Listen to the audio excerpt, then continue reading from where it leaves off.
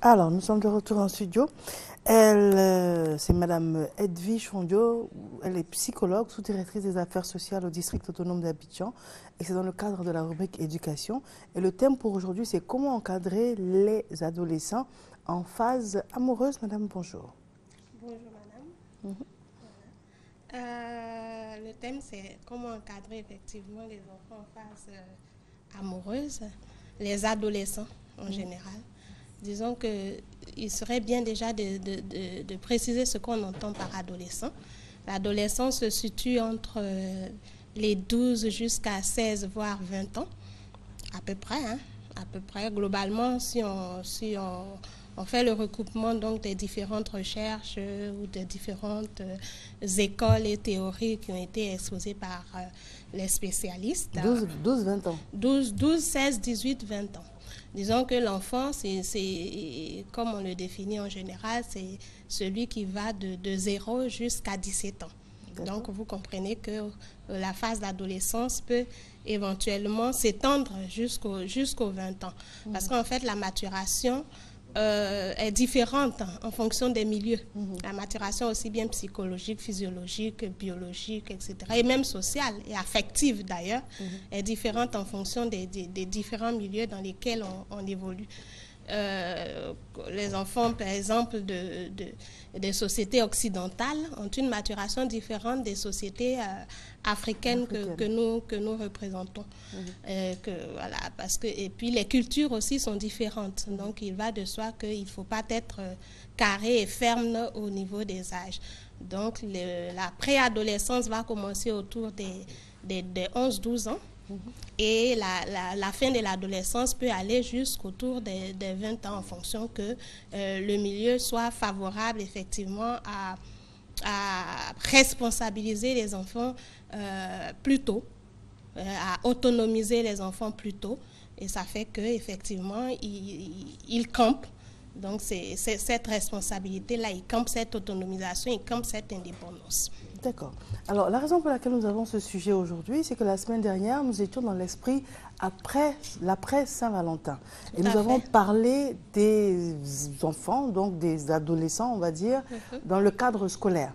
Et nous avions comme intervenants des personnes de grandesécoles.net et nous avaient expliqué que, dans le fond, c'est pas une bonne chose, il faut trouver la manière, il faut trouver la méthode pour parler à l'enfant, mais dans le milieu scolaire, c'est pas une bonne chose. Ce qui est vrai. Mais la raison pour laquelle nous avons souhaité que vous soyez là, c'est parce qu'il y a ce que l'on souhaite et ce qui est. Et généralement, et ça peut arriver que ce ne soit pas la même chose.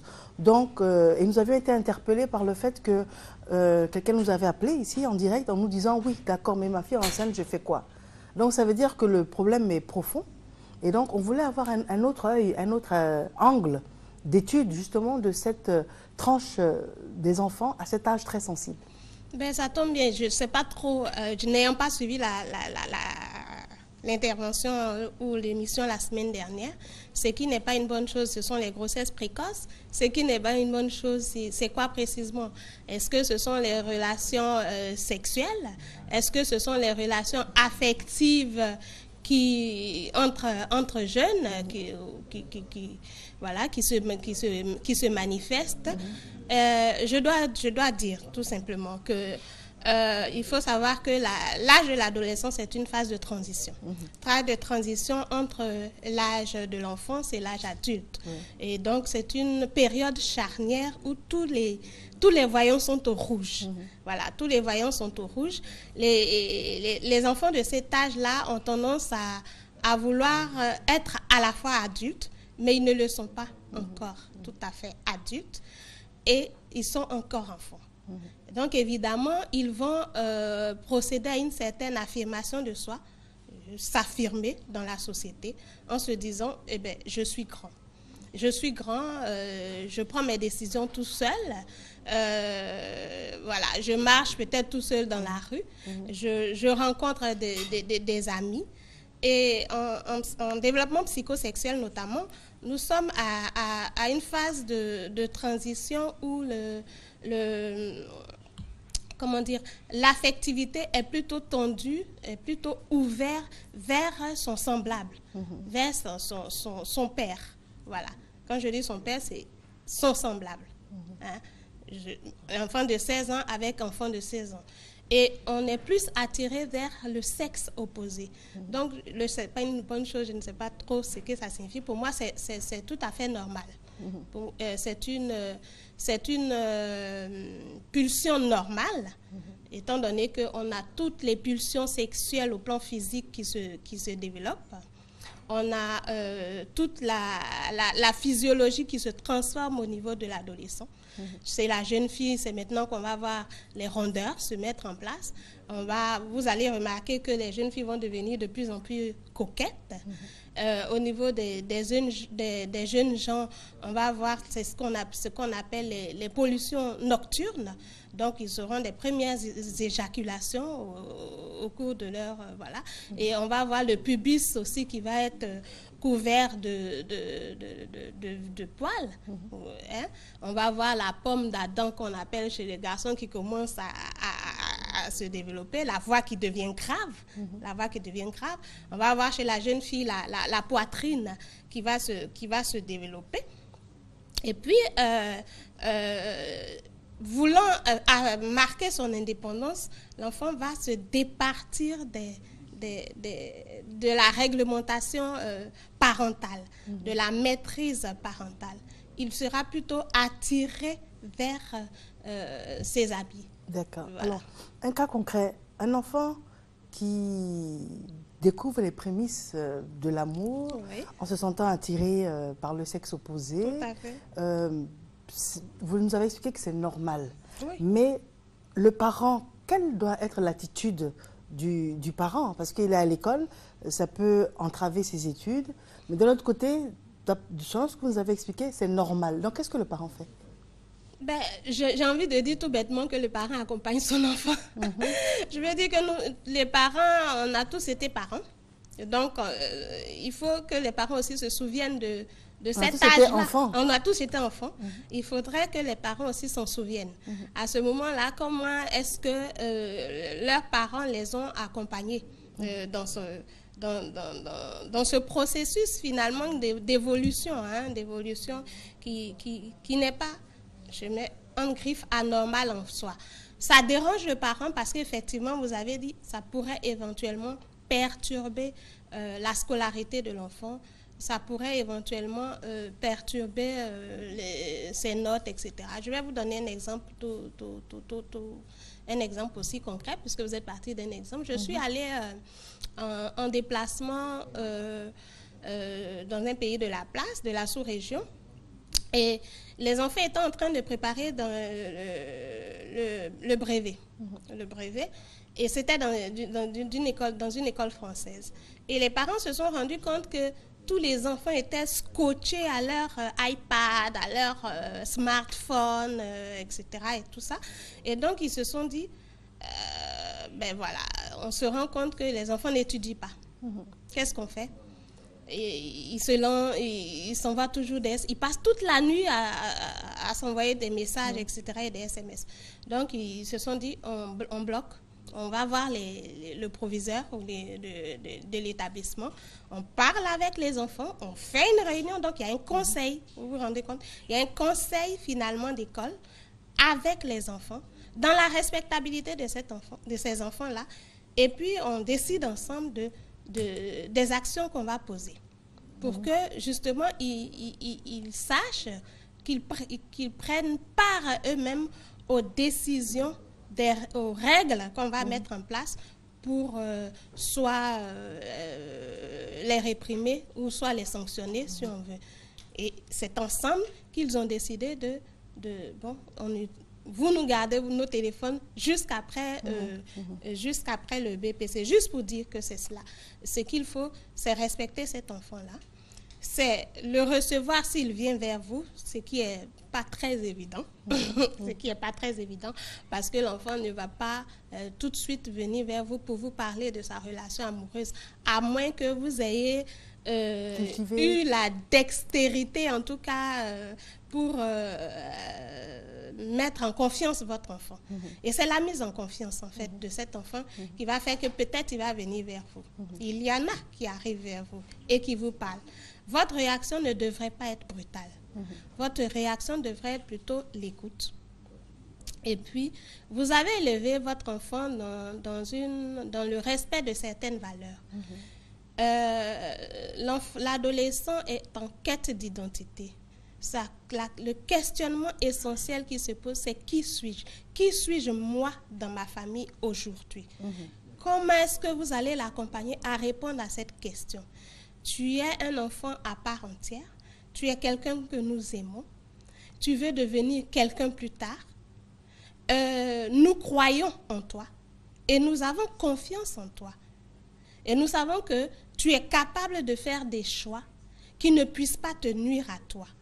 Et présenter à cet enfant peut-être quels sont les inconvénients éventuels sur des relations soit amoureuses qui peuvent aboutir sur des relations sexuelles précoces et qui peuvent conduire aussi à des grossesses précoces à l'école, interruption peut-être de l'année scolaire pour cette année-là. Donc c'est un peu cela. Avoir confiance à cet enfant-là, se disposer à son écoute, le respecter et non le rabrouer, et puis lui faire confiance. Manier, comme on dit habituellement, le bâton et la carotte, être ferme et souple à la fois, ce qui est très délicat. C'est délicat et c'est bien là le problème. Donc en conclusion, on accompagne l'enfant, on est intérieurement contre, mais le fait qu'il s'ouvre, ou bien pour éviter le fait qu'il se renferme justement, on doit manier le bâton et la carotte. Mais est-ce qu'à terme, l'enfant peut comprendre lorsqu'il découvre tout cela? Est-ce qu'il peut comprendre qu'il ne doit pas? Ça, c'est un. Et deuxièmement, est-ce que ça ne peut pas favoriser peut-être l'attirance vers le même sexe et non pas le sexe opposé? Parce que dès l'instant où il y a restriction, ça peut peut-être emmener l'enfant à se tourner vers autre chose. Est-ce que ce n'est pas à cette période-là qu'il faut que les hormones se mettent en place et qu'il faut justement laisser libre cours à tout cela? Je reviens sur ma parole. Je pense que peut-être que vous n'avez pas bien saisi. Je ne dis pas qu'il ne doit pas. Je dis que c'est une phase normale de l'évolution psychosexuelle de l'enfant.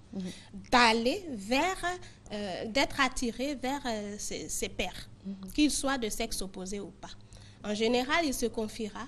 Ça sera la phase de tous les excès. Ça sera la phase de la génitalité qui pourra même arriver jusqu'au rapport sexuel. Donc, je ne peux pas dire comme ça d'emblée qu'il ne doit pas. Je dis que ça pourrait arriver. Et il serait bien de faire comprendre à l'enfant que tout ce qui se vit à l'intérieur de lui-même, qui est une transformation en définitive, dont il a peur, dont il a peur aussi, bien qu'il veuille s'affirmer, serait de le rassurer. Tout ce que tu ressens à l'intérieur de toi, toute cette transformation à l'intérieur de toi, toutes ces pulsions, comme vous dites, hormones, etc., c'est quelque chose de normal qui se passe en toi. Mais il faudrait peut-être ne pas avoir peur. Et quand tu as des désirs particuliers, peut-être m'approcher éventuellement et pour m'en parler, et on verra ensemble qu'est-ce qu'il faut. Parce que c'est qu'est-ce qu'il faut, qu'est-ce que tu veux devenir. C'est ça. Tu te poses aujourd'hui la question de qui tu es, de qui tu veux être. Voilà. D'accord.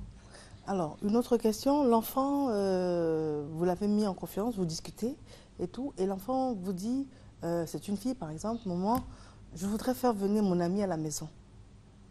C'est des choses à encourager ou à éviter? Moi, je me dis que ce sont des choses à encourager. Il est préférable qu'un enfant... Ça veut dire qu'il vous fait confiance. Ça veut dire qu'il a une certaine sécurité à la maison.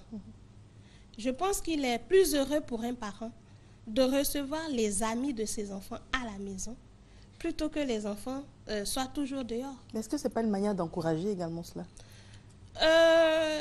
En quoi est-ce que, j'ai envie de dire, et même si c'était une manière d'encourager, en quoi est-ce que ça gêne? Je vais le dire. En quoi est-ce que ça gêne? Est-ce qu'un parent n'est pas plus rassuré de savoir avec qui ses enfants marchent? Avec qui ils parlent? À accompagner finalement tout ce groupe-là? Peut-être que c'est la maman ou c'est le papa dans cet agrégat d'amitié-là.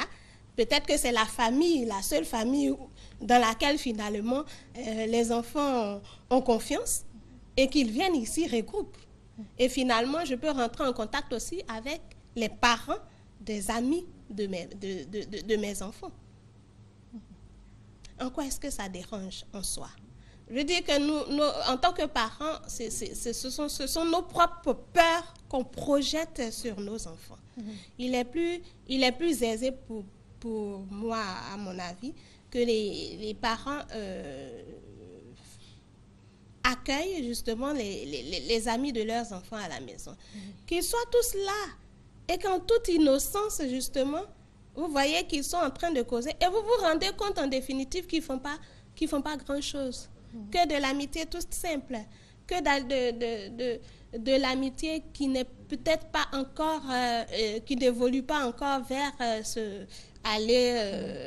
voilà, se dénuder, etc., avoir un rapport sexuel, etc., et tout ça, en définitive. Et comment baliser pour ne pas que ça arrive? Ben, c'est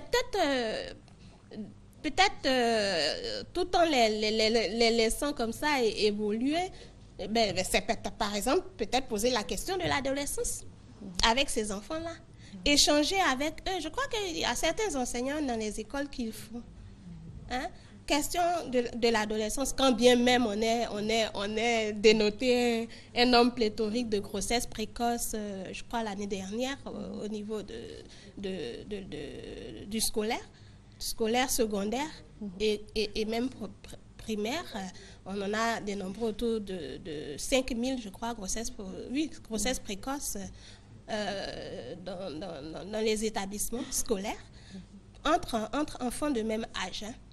Le plus souvent entre enfants de même âge. Mais c'est peut-être parce que les éducateurs que nous sommes trop rigides. Sommes trop rigides, sommes trop fermés, arc-boutés sur nos traditions dans lesquelles peut-être nous avons moulé, grandi, etc. Traditions qui sont de mise peut-être aujourd'hui, mais qui n'en sont pas. Parce qu'on va sur Internet, et parce que la télévision nous montre autre chose, et parce qu'on parle aussi avec des enfants d'autres cultures. Il y a vraiment une multiculturalité qui est telle que les parents sont souvent dépassés. Et je comprends l'angoisse des parents. Je comprends aussi l'angoisse des éducateurs, mais il serait bien de parler avec ces enfants-là. Voilà. De communiquer avec eux, de discuter sur des sujets comme la sexualité, de discuter avec eux sur des sujets comme la drogue, de discuter avec eux sur des sujets comme l'alcoolisme, etc. et tout ça. Et vous verrez que dedans d'eux sortiront des éléments essentiels et importants pour leur propre croissance et leur propre stabilité émotionnelle. Parce qu'à ce niveau-là, ils sont très fragiles émotionnellement. Ils vous donnent l'impression de ne pas avoir besoin de vous en tant que parents, parce qu'ils estiment qu'ils sont grands, mais en même temps, ils ont besoin de vous. C'est pour ça qu'on dit que c'est une phase de transition. Transition avec excès de vouloir être indépendant et en même temps dépendant de vous. Voilà. Alors, quand on réalise que l'enfant commence à être malheureux, parce que on suit la relation depuis le début, on parle avec l'enfant, on reçoit l'ami à la maison, mais à un moment donné, on réalise qu'il y a des choses qui nous échappent et c'est normal. On réalise que l'enfant, il y en a un des deux qui souffre. Notre enfant souffre, par exemple, peut-être parce que la jeune fille s'intéresse à quelqu'un d'autre ou quelque chose, mais on sent cette détresse. Comment aider l'enfant ? Ben, quoi vous dire spécialement? Il faudrait d'abord que cet enfant vienne vous expliquer qu'il est malheureux. Je donne toujours cet exemple. Je suis allée voir une amie pendant des vacances, une sœur et amie, pendant des vacances. Et sa fille de 15 ans était folle amoureuse d'un jeune de sa classe d'ailleurs aussi qui avait cet âge-là. Et les parents s'en sont rendus compte, de part et d'autre. Oui. Alors, certains vont le trouver choquant, ce que je vais dire ici. Eh bien, les parents permettaient que les enfants se rencontrent. D'ailleurs, l'une des mères pouvait prendre son enfant, aller le déposer chez son ami, et vice-versa. parce que ça leur donnait de l'assurance finalement en tant que parents. Et ils se sont rendus compte que les enfants n'allaient pas plus loin que se faire des câlins, marquer leur affection, de la tendresse, etc. Échanger sur leur vision des choses, etc. Et il s'est trouvé que le jeune homme a largué, comme ils disent les jeunes, la jeune fille. Et j'étais là, j'étais pendant ces vacances-là, et j'ai vu que cette petite était très malheureuse. Alors, nous n'avons fait que l'observer. Sa mère est venue et dit, je trouve que ma fille est malheureuse. Je dis, oui, je m'en suis rendu compte. Et comme elle savait que j'étais psychologue, elle venait et dit, Madame la psychologue, je te dis bonjour. Et puis je dis bonjour cocotte, comment vas-tu, etc. et tout ça. Tu sais, je suis malheureuse. Voilà. L'enfant peut s'ouvrir à un adulte à côté dans lequel il pense qu'il pourrait avoir confiance et avec lequel il pourrait parler.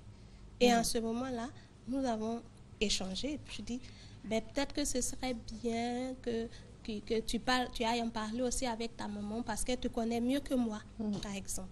Et quand sa mère est arrivée, je l'ai approchée et je lui ai dit, ah, ta fille est malheureuse.